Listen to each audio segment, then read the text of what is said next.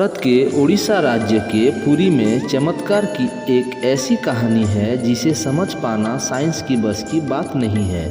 Science, geography, physics, chemistry और दुनिया की सारे ग्राउंड्स ऑफ बिलीफ सब फेल हो जाते हैं। हिंदू मान्यता में 4 धाम होते हैं: बद्रीनाथ धाम, द्वारकाधीश धाम, रामेश्वरम और जगन्नाथ धाम पुरी। और ये कहानी है जगन्नाथ धाम पुरी की, जहाँ पे आज भी श्री कृष्ण का वास्तविक दिल धड़कता है। इस मंदिर के कुछ ऐसे रहस्य हैं जिनके बारे में सुनकर किसी के भी होश उड़ जाएंगे। वेस्टर्न कल्चर को फॉलो करते करते हम एक ऐसे मोड़ पर तो आ चुके हैं जहां लोग भगवान के होने ना होने पर सवाल उठाने लगे हैं। अब यही सवाल मैं आपसे इस वीडियो के बाद पूछूंगी। आइए देखते हैं। हर मंदिर में जहां मूर्तियां मेटल या स्टोन से बनती है, जगन्नाथ मंदिर में मूर्तियां लकड़ी से बनी हुई है। ऐसा क्यों, आइए बताता हूँ। 3102 BC में जारा नाम का एक शिकारी ने शिकार करते हुए गलती से तीर श्री कृष्ण के पैर पे चला दिया, जिससे श्री कृष्ण की मृत्यु हो गई। जारा ने श्री कृष्ण के देह संस्कार किया पूरे रीति रिवाजों के साथ, पर जब उनके चिता शांत हुई तो जारा ने देखा एक चमकने वाली मेटल की पदार्थ अभी तक जली नहीं थी। जारा को ये समझ नहीं आया था कि ये है क्या। उसने उसे उठाया और बेचने निकल गया, पर उसको खरीदना तो दूर, किसी ने उसे हाथ भी नहीं लगाया। फिर आखिरकार जारा ने हार थक कर उस मेटल की पदार्थ को एक लकड़ी पर रखकर उसे पानी में बहा दिया। गुप्त साम्राज्य के समय अवंती के राजा इंद्रद्युम्न, जो कि विष्णु के बहुत बड़े भक्त थे, उन्हें एक दिन सपने में आकर विष्णु जी ने एक नदी में डुबकी लगाने को कहा और ये भी कहा, एक लकड़ी के तने पे मैं तुम्हें इस नदी में मिलूंगा। इस सपने को देखकर अगले ही दिन राजा डुबकी लगाने चले गए। डुबकी लगाते वक्त राजा को इस नदी में थोड़ी ही दूर एक लकड़ी की तना भी दिखा। बिना देर किए राजा तने तक पहुँचे और तने को महल में ले आए। राजा ने कुछ बहुत नामी काश्तकारों को बुलाया, पर उनमें से कोई भी उस लकड़ी से एक मूर्ति नहीं बना पाया। कई दिन बीत जाने के बाद एक काश्तकार महल में आया और उसने राजा से कहा कि ये मूर्ति मैं बनाऊंगा, पर मेरे एक शर्त है। राजा ने काश्तकार से उसकी शर्त पूछी, क्योंकि राजा किसी भी शर्त को मानने के लिए तैयार थे। काश्तकार ने कहा कि मुझे ये मूर्ति बनाने के लिए पूरे 21 दिन का समय चाहिए।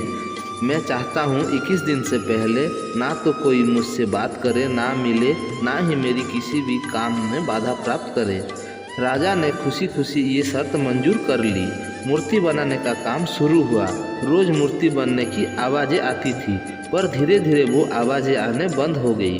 अवंती के रानी को लगा कि शायद भूख प्यास से काश्तकार मर चुका है, इसीलिए जहाँ मूर्ति के काम चल रहे थे उसी दरवाजे को खुलवाने की जिद की और राजा को उनकी बात माननी पड़ी।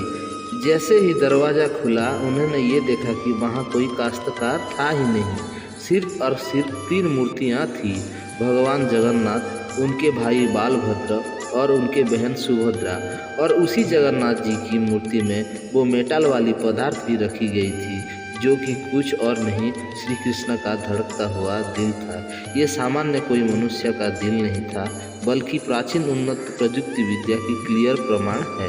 ये दिल एनर्जी ट्रांसमिट करता है और हम सब ने ये पढ़ा है that stone and metals are good conductor of electricity and wood is bad conductor of electricity. इसीलिए भगवान जगन्नाथ मंदिर की मूर्तियाँ लकड़ी से बना हुआ है। सिर्फ ये ही नहीं, हर 12 साल में एक बार भगवान की नई मूर्ति स्थापित किया जाता है और भगवान की दिल को उसी मूर्ति में शिफ्ट किया जाता है। ये किया इसलिए जाता है कि जो एनर्जी ट्रांसमिटिंग डिवाइस इस मूर्ति में होता है वो इतनी एनर्जी ट्रांसमिट करता है कि वो लकड़ी जल जाती है, इसीलिए उसे बदलने की ज़रूरत होती है। पर इसे बदलने का प्रोसेस भी इसके तरह बहुत ही इंटरेस्टिंग है। हर 12 साल में एक दिन ऐसा होता है जिस दिन मंदिर में किसी को एंट्री नहीं मिलती। पूरी शहर की बिजली काट दिए जाते हैं। मंदिर की मुख्य पंडित की आंखों में पट्टी और हाथों में मोटे और बड़े ग्लोव्स पहनाए जाते हैं। 100% अंधेरे में इस दिल को निकालकर नई मूर्ति में फिर से स्थापित किया जाता है। जिन पंडितों ने इतिहास में ये कार्य किए हैं उनका कहना है उन्होंने देखा तो कभी नहीं, पर इस चीज़ को जिसे हम ब्रह्म पदार्थ बोलते हैं इसे हाथों में पकड़ने से ऐसा लगता है जैसे जिंदा खरगोश पकड़ लिया हो। माना ये भी जाता है कि किसी ने ब्रह्म पदार्थ को देख लिया तो उसकी मौत उसी समय निश्चिंत है। इसीलिए बिना आँखों में पट्टी लगाए किसी को भी ये कार्य करने की अनुमति नहीं दी जाती है। इस मंदिर के ऊपर एक झंडा है जो वैज्ञानिक नियमों से पूरे उल्टा चलता है कि हमें पता है जिस डायरेक्शन में हवा चलता है पतंग उसी डायरेक्शन में उड़ती है और झंडा भी उसी डायरेक्शन में उड़ना चाहिए। पर जगन्नाथ मंदिर की इस झंडे की बात बिल्कुल अलग है और ये हमेशा हवा के विपरीत डायरेक्शन में उड़ता है। क्यों और कैसे आज तक कोई समझ नहीं पाया। इस झंडे के साथ और एक खास बात है कि इसे रोज़ बदलना पड़ता है। इसीलिए मंदिर के पांडु 214 फीट ऊपर लगे इस झंडे को रोज़ चढ़कर बदलते हैं, क्योंकि कहा जाता है अगर किसी दिन ये झंडा नहीं बदला गया तो मंदिर 18 साल के लिए बंद हो जाएगा। मंदिर में आए भक्तों के बीच रोज़ प्रसाद बांटा जाता है। इनके लिए वो प्रसाद बनाया जाता है। पर जगन्नाथ मंदिर में होने वाली हर चीज़ें में कहीं ना कहीं भगवान की कोई ना कोई लीला छुपी है। मंदिर में रोज़ 500 लोगों के लिए प्रसाद बनाया जाता है। कभी कभी भक्तों की संख्या हजारों में भी चली जाती है। पर जगन्नाथ मंदिर में भक्तों के लिए प्रसाद कभी कम नहीं पड़ा। दिन भर मंदिर में प्रसाद बांटा जाता है, पर कहते हैं आज तक इस मंदिर में एक भी दाना प्रसाद कम पड़ा है ना ही व्यर्थ गया है।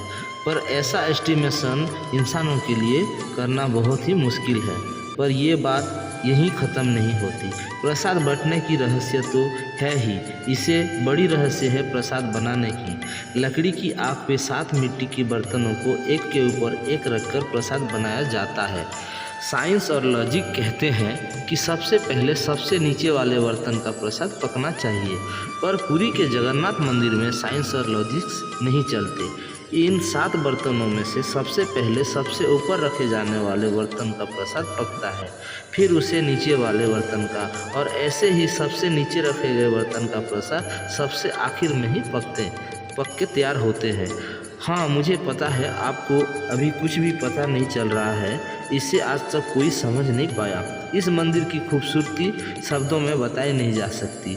इतना बड़ा मंदिर इतने सालों पहले बिना कोई टेक्नोलॉजी की कैसे बनाया होगा। पर क्या आपको पता है 224 फीट के इस मंदिर के डोम की परछाई आज तक कभी नहीं बनी। आप हैरान हैं, होना भी पड़ेगा, क्योंकि ये सत्य है। जगन्नाथपुरी मंदिर की परछाई बनती ही नहीं है, कभी भी नहीं। हमारी फेवरेट सब्जेक्ट साइंस इस बात की लॉजिक नहीं ढूंढ पाई। रहस्य यहाँ में ख़त्म नहीं होता। कुछ buildings architecture areas no flying zone में आता है। वहाँ ड्रोन्स, प्लेन्स या कोई भी मैन मेड फ्लाइंग ऑब्जेक्ट पहुँचाना या उड़ाने की परमिशन नहीं है। पर पक्षियों को तो हम नहीं रोक सकते, उन्हें समझना तो हमारी बस की बात नहीं है। जगन्नाथ मंदिर की बात करते तो वहाँ पे ऐसा कुछ है जो शायद पक्षियों को पता है पर हमें नहीं, क्योंकि इस मंदिर के ऊपर कोई भी ड्रोन, कोई भी एरोप्लेन या कोई भी पक्षी कभी उड़ता ही नहीं। आपने देखा ही होगा मंदिर के कलश पे या बड़ी बड़ी बिल्डिंग पे छत पे बार्ड्स को बैठे हुए। कभी पुरी जाएंगे तो देखिएगा कोई भी पक्षी जगन्नाथ मंदिर के छत पे बैठा हुआ नहीं मिलेगा आपको। पर कंफ्यूज करने वाली बात यह है कि कैसे ये बेजुबान पक्षियाँ जानते हैं कि ऊपर से उड़कर नहीं जाना। All of things sound so exciting. आपको ये कहानी सुनने में या जानने में मज़ा आ रहा है? ऐसे ही नई नई कहानियाँ या चीज़ें जानना चाहते हो तो NP हिंदी स्टोरी को सब्सक्राइब करना मत भूलिए। हम आपके लिए बार बार कुछ नया लाते हैं।